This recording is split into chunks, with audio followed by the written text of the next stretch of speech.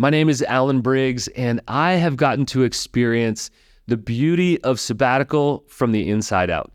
I actually served as a pastor for 13 years, and one of the greatest gifts of my time serving in ministry was receiving 2 sabbaticals. But here's the reality. I didn't know what I was supposed to do. I didn't know what resting well looked like. I had small kids at home, and the challenges of life and the challenges of leadership suddenly came off of me a little bit, and I wasn't really sure what to do during that time. And so my first sabbatical was pretty good. The second one was a little bit better, but here's what I know. I needed somebody to walk alongside of me during both of those sabbaticals. Speed up time a little bit. I became a leadership coach and was walking alongside of leaders to be able to help them make significant changes to their life and leadership, to help make life more sustainable and healthy, to watch them grow and become the healthy leader they're designed to be, and to have a serious impact in the world. And people started asking, hey, have you had any experience with sabbatical? Yes, actually, from the inside out.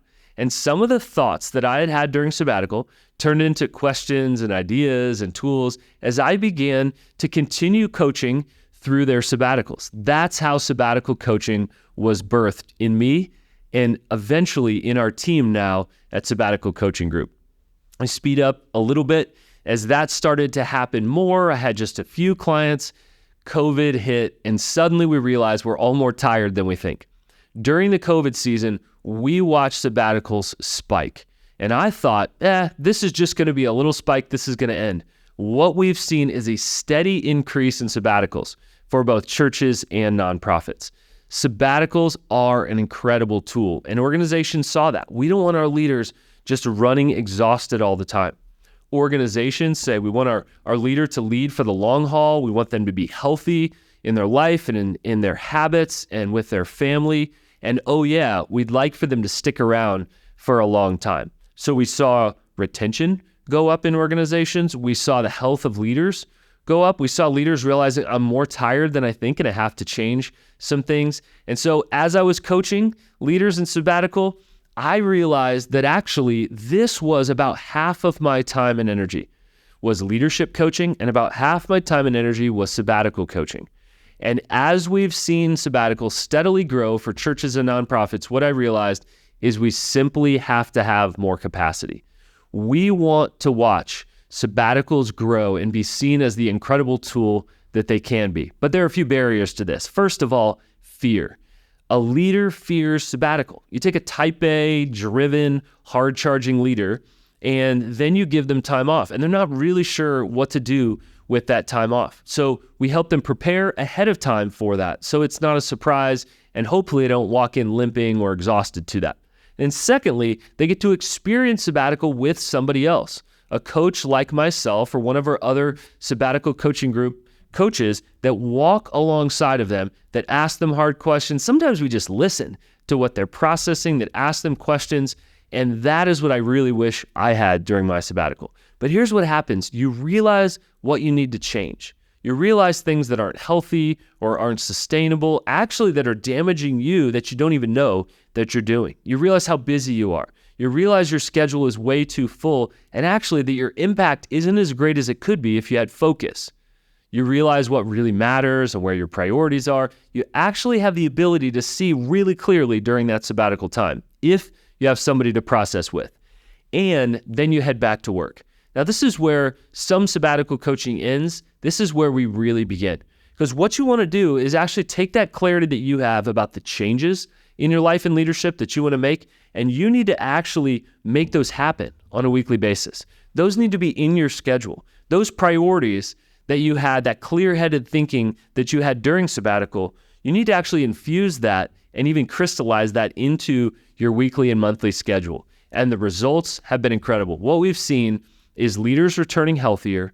We've seen families, kids, spouses being more connected to their mom or dad afterwards. We've seen the organization actually experience the leader having energy again and vitality and just sort of the joyful return to what they were doing before. But it's disorienting. It's challenging to say, how do I take these things that I learned during peacetime, as it were, during this restful time sabbatical, and put them in each day and each week. So those remain priorities. And that isn't just a distant vacation that they had.